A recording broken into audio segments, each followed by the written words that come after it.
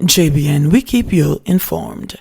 I am Michelle Jones, and in the news, driver found with gun and ammo after crash.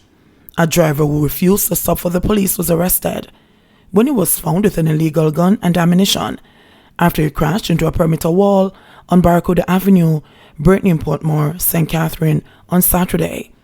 The police said a Taurus semi-automatic pistol and a magazine containing 3 9mm rounds of ammunition were seized during the incident that occurred about 5:23 a.m.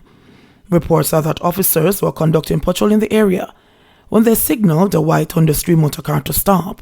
However, the driver refused and later collided in a perimeter wall, the police said. It was then searched and the firearm and ammunition found.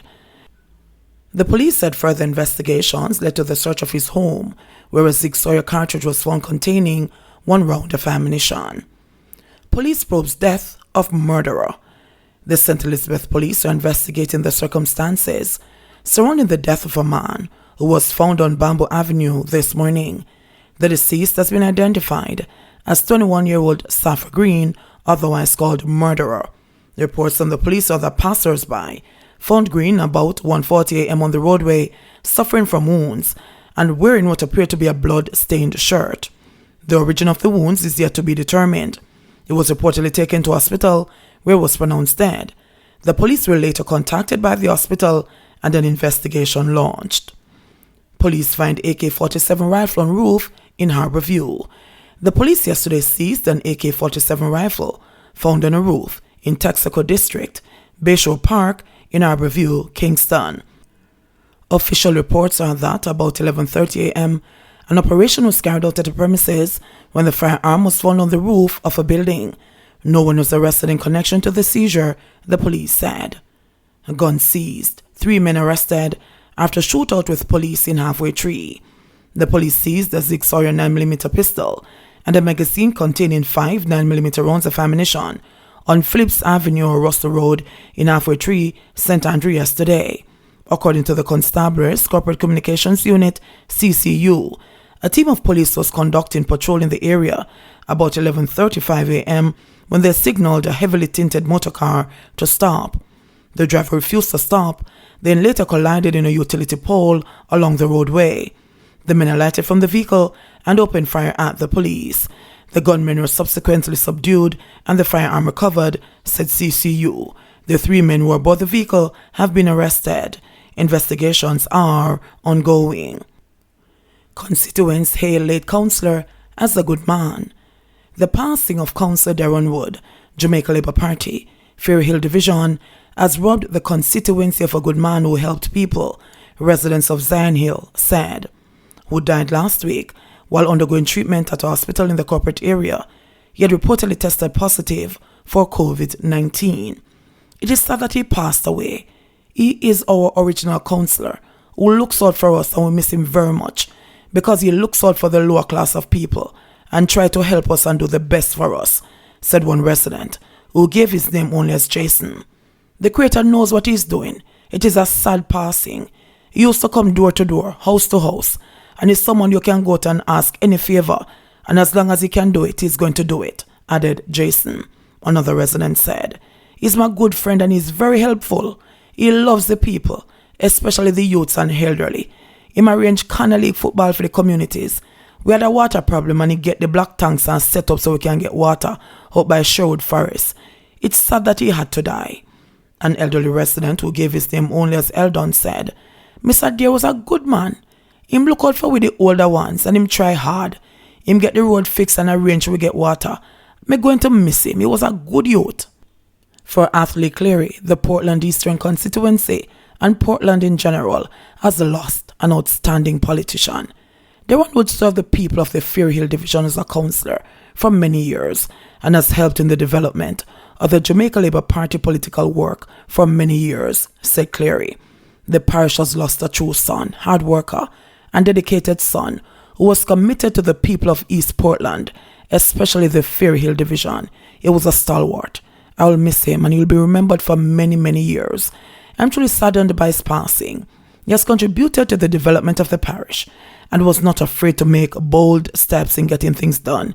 Is this area, in assisting the elderly with wheelchairs, water, road repairs, and opportunities for the youths to be involved in social activities like football and dominoes. He always had a listening ear, Cleary said. Holness announces weekend lockdowns to curb COVID numbers. Prime Minister Andrew Holness yesterday declared that Jamaica has reached its breaking point in the management of the novel coronavirus pandemic and announced a slew of measures to help curb infections, chief among them lockdowns over 3 weekends.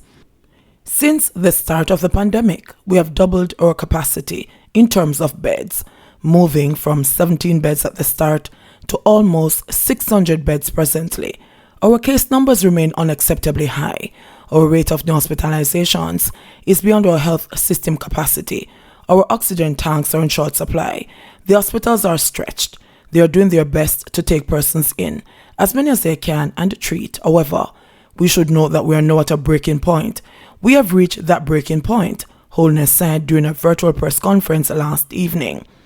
The situation can only be rectified, Holness said, if people who are presently ill recover and are released from hospitals, and the number of patients being released exceeds the number of patients being newly admitted.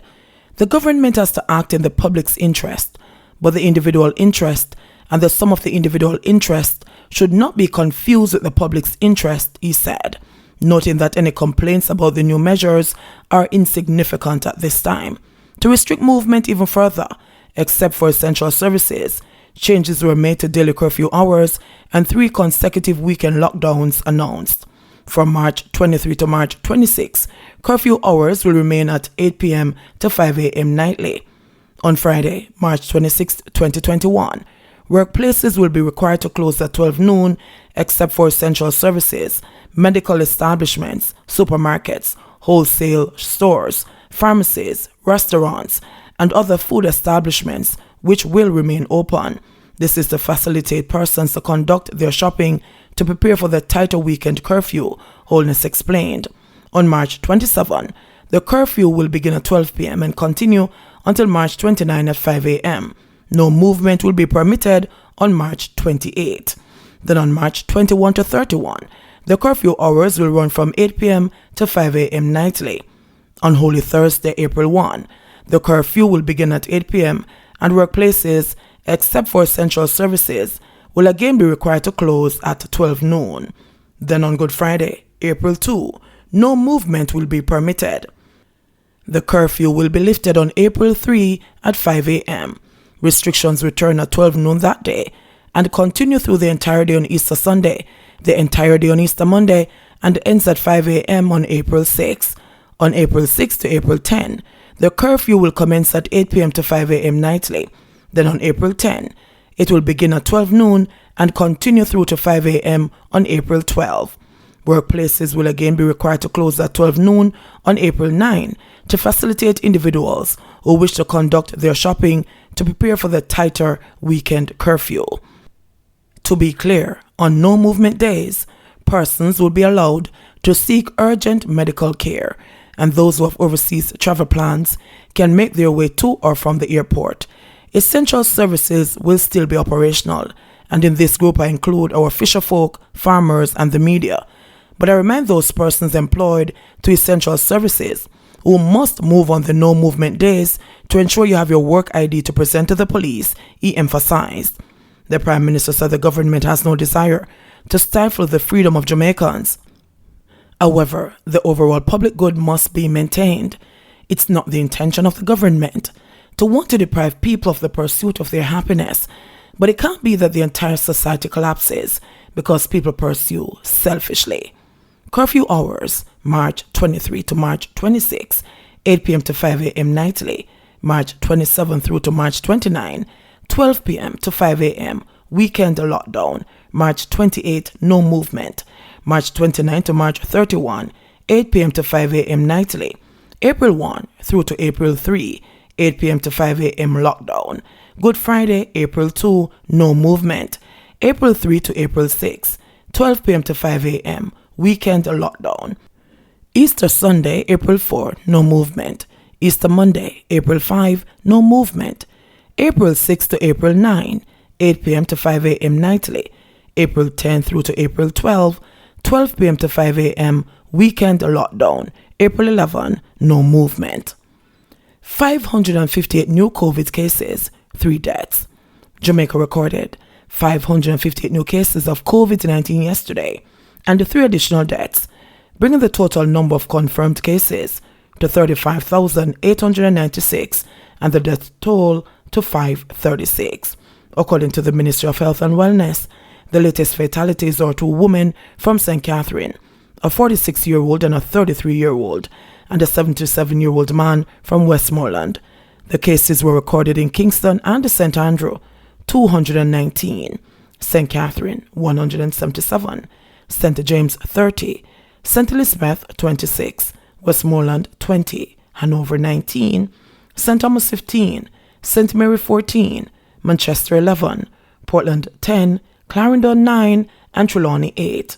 The country also recorded 179 recoveries, bringing the total number of recoveries to 16,309.